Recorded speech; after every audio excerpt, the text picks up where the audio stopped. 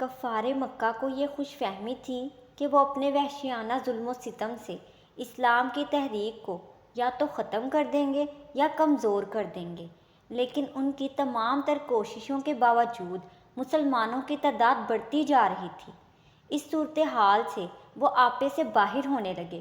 تمام سرداران قریش اور مکہ کے دوسرے کفار نے یہ اسکیم بنائی کہ اللہ کے آخری نبی صلی اللہ علیہ وسلم اور آپ کے خاندان کا مکمل بائیکاٹ کر دیا جائے۔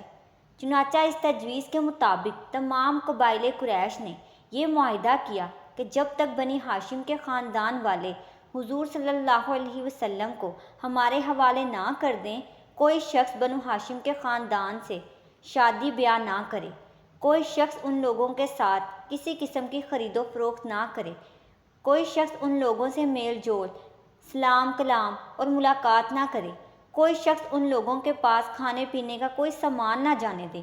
منصور بن اکرمہ نے اس معاہدے کو لکھا اور تمام سرداران قریش نے اس پر دستخط کر کے اس دستاویز کو کعبہ کے اندر لٹکا دیا۔ ابو لہب کے سوا تمام بنو ہاشم ابو طالب کی وہ گھاٹی جس کو اب شعیب ابی طالب کہتے ہیں، اس میں محصور ہو گئے۔ ان میں غیر مسلم بھی شامل تھے جو صرف اپنے خاندانی تعلق کی وجہ سے آپ کے ساتھ شریک ہوئے۔ 3 سال تک تمام بنو ہاشم اس گھاٹی میں رہے۔ یہ 3 سال کا زمانہ اس قدر سخت تھا کہ بنو ہاشم درختوں کے پتے اور سوکھے چمڑے پکا پکا کر کھاتے تھے۔ بھوک سے بلکتے ہوئے ننھے بچے اس قدر زور زور سے روتے کہ ان کی آوازیں دور دور تک سنائی دیتیں، مگر ان سخت دل کافروں نے ہر طرف سے گھاٹی پر پہرا بٹھایا ہوا تھا کہ کھانے پینے کی کوئی شے اندر نہ پہنچے۔ 3 سال اسی حالت میں گزر گئے تو اللہ کریم نے اپنے حبیب صلی اللہ علیہ وسلم کو خبر دی کہ اس معاہدے کو دیمک اس طرح چاٹ گئی ہے کہ خدا کے نام کے سوا اس میں کچھ باقی نہیں رہا۔ آپ نے یہ خبر ابو طالب کو دی۔ اس نے کفار قریش کو جا کر کہا، اے گروہ قریش، میرے بھتیجے نے مجھ کو اس طرح خبر دی ہے، تم اپنا معاہدہ لاؤ، اگر یہ خبر صحیح نکلی تو تم اس ظلم و سختی سے باز آؤ، اور اگر غلط نکلی تو میں اپنے بھتیجے کو تمہارے حوالے کر دوں گا۔ وہ اس پر راضی ہو گئے، اور جب جا کر دیکھا تو ان کے ہوش اڑ گئے۔ جیسا آپ صلی اللہ علیہ وسلم نے ارشاد فرمایا تھا، حرف بہ حرف اسی طرح معاملہ تھا۔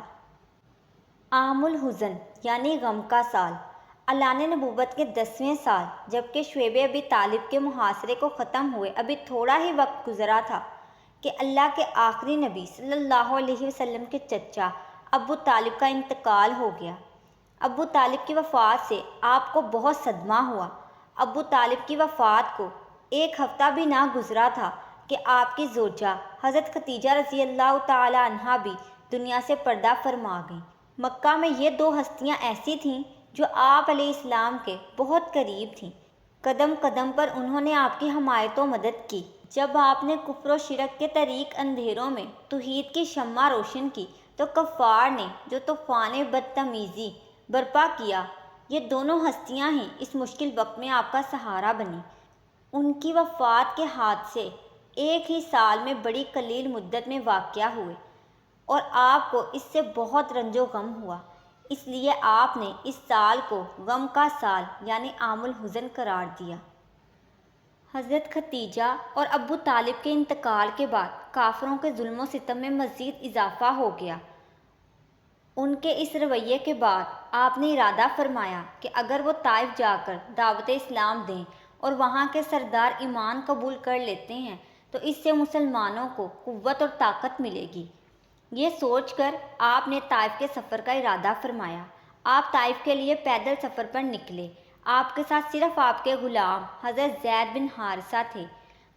طائف پہنچ کر آپ نے کچھ دن آرام کے بعد وہاں کے سرداروں سے ملاقات کی۔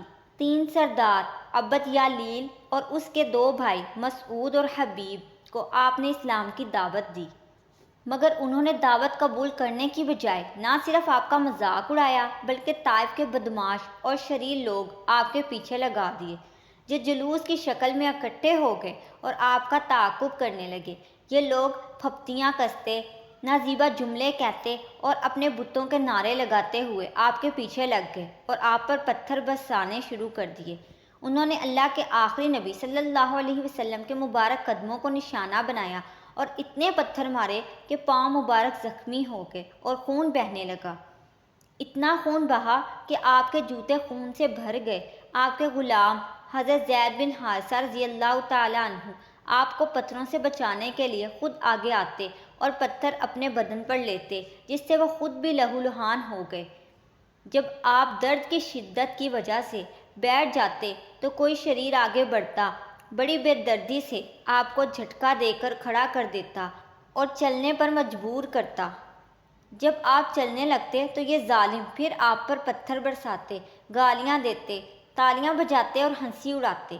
آخر کار آپ نے زید بن حارثہ کے ساتھ قریب میں موجود انگوروں کے باغ میں پناہ لی۔ یہ باغ مشہور کافر اور آپ کے دشمن عتبہ بن ربیعہ کا تھا۔ آپ کی حالت دیکھ کر وہ بھی آپ کو رحم بھری نظروں سے دیکھنے لگا۔ اس نے آپ کے لیے اپنے غلام کے ہاتھ انگوروں کا خوشہ بھیجا جو آپ نے قبول فرمایا۔ آپ کی باتیں سن کر انگور لانے والا نصرانی غلام عداس آپ پر ایمان لے آیا اور آپ کے ہاتھ پاؤں چومنے لگا۔ طائف مکہ شریف سے تقریباً 91 کلومیٹر کے فاصلے پر ایک شہر ہے۔ وہ سطح سمندر سے تقریباً 5,500 فٹ کی بلندی پر واقع ہے۔ وہاں موسم بڑا خوشگوار رہتا ہے اور اتنی گرمی نہیں ہوتی جتنی کہ عرب کے دوسرے علاقوں میں ہوتی ہے۔ وہاں کے انگور اور شہد کافی مشہور ہیں۔ عرب کا وہ سب سے پہلا شہر ہے جس کے اطراف میں فصیل تھی۔